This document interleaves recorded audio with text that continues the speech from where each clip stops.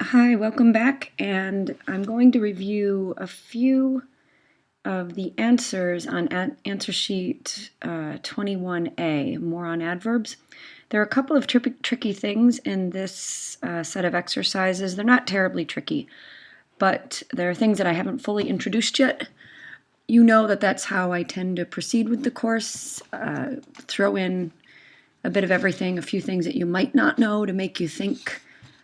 So then you have to go back and review them. So that's the way the whole course is structured. There are a few things in this set of exercises that really are kind of tricky and that make you think. And this is where we really begin to get into the subtlety of the uses of adverbs and conjunctions and the new sorts of structures, sentence structures that they allow us to create. So if you look, if you have your answers out, the answers for exercise 21A, I'm going to just review 2 or 3 of these answers and give you some additional information that I'll be adding to the book shortly, though, so you'll have this information shortly. So if you look at let's start with number 2. The sentence here is, "That is the truth, however awkward." So we have here a phrase at the end, a phrase being a group of words that can act like one's part of speech, right? Or what seems like a phrase, so however awkward. So awkward is an adjective, and however is an adverb in this case, modifying the word awkward. However awkward is describing or referring to the entire sentence. So however awkward it is, that is the truth. So there are actually 2 ways to think about how to diagram this. I gave you one of the ways on this sheet, which begins to get us into what look like 2-clause sentences. We certainly do have 2 crucifixes, right? But these 2 crucifixes are not connected. So that is to say, there are no lines literally actually connecting these 2 pieces of what looks like the complete sentence, right? And what is, in terms of the punctuation, a complete sentence. We have a comma, and then we have this utterance ending with a period. So the main clause in the sentence is, "That is the truth." Our subject is that, predicate is, and the subject complement is truth. There's the complete independent clause, the complete sentence. However awkward could be implied as saying, or as being shorthand for, "it is awkward." So this is not connected grammatically to the rest of the sentence, but it is modifying the entire sentence, even though this modification comes after the sentence is completed or after the main clause is completed. So you could diagram this as 2 separate crucifixes, 2 separate clauses, the first being the independent clause and the second being another independent clause that's implied. So that is the truth, main clause, or primary clause in this case. It is awkward. It is, however, awkward. And do add the however. I've added the however to the answer sheet, however under awkward. I just forgot to put that word in. So look now to see that these 2 pieces are not actually connected by any sort of line. That means that the however awkward implied, the clause implied by however awkward, which is it is however awkward, is an absolute construction. So we haven't talked yet about absolute constructions. I'm going to briefly describe what they are here, and I'll be sending you a page that describes them more fully. We'll see them more when we get into more sentence diagramming in this course, but they're relatively, I don't want to say rarely used in English, but they are less frequently used. So you won't see them a lot. You'll see them in literature more often, and you'll see them in poetry somewhat frequently. They're interesting, and they can do really pretty things. But we won't see them very often in everyday speech, except for short phrases like this, short implied clauses or phrases like this. So the point is,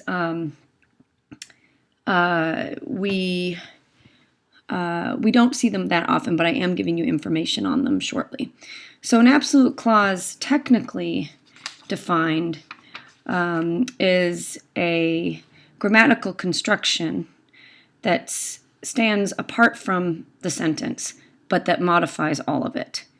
I will be giving you this in writing, but a grammatical construction that stands apart from the sentence but modifies all of it. So this, keep in mind what's really important to understand here is that it's grammatically separate. So if you have an adverbial phrase that describes a whole sentence, it's somehow connected to the sentence. It somehow points directly to it. An absolute phrase or kind of construction actually tells us something about the sentence, about the main sentence, but is grammatically unconnected. So this however awkward is just kind of random. It's on its own, but it does refer to the whole sentence. So there's another way that we might have diagrammed this. We could just take the however awkward and put the two words, the adjective awkward and the however underneath it, however describing awkward, just on a dotted line above the sentence, sort of suggesting that it implies or modifies, describes the whole sentence coming. So that's one way to explain that. But again, we'll be getting into absolute constructions more fully in a little bit. So if you look to now number four, truthfully speaking, the answer is yes. So the main clause here is the answer is yes, as you know. You can see that's on the answer sheet.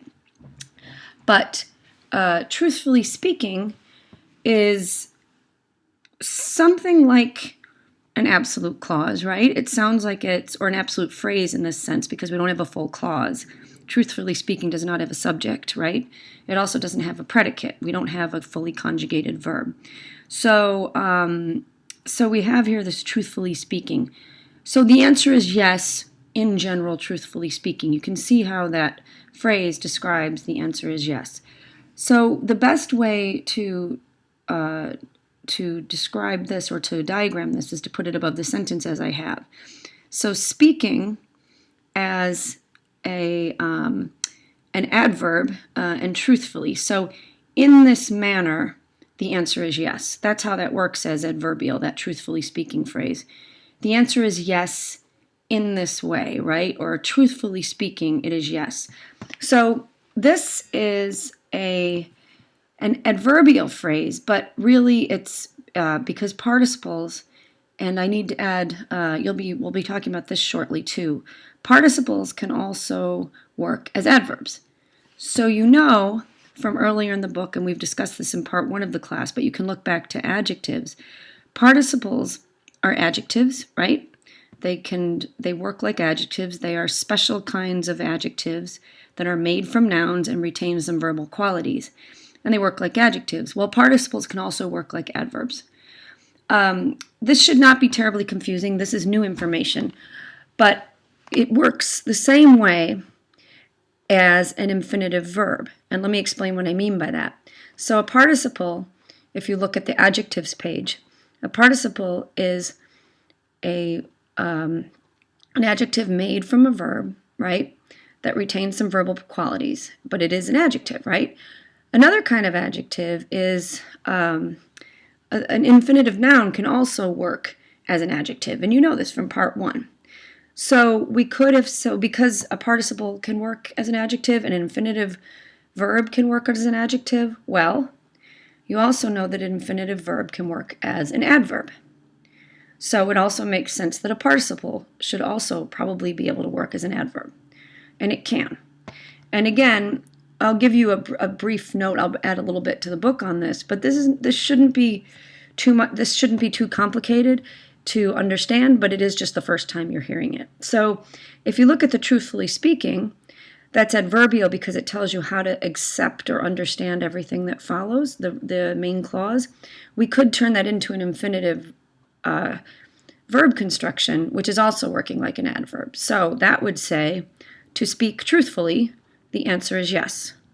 So see how that works in exactly the same way as the participle here, which is an adverb? Truthfully speaking, the answer is yes. Or, to speak truthfully, the answer is yes. They work the same way. They're both describing everything that follows in the sentence.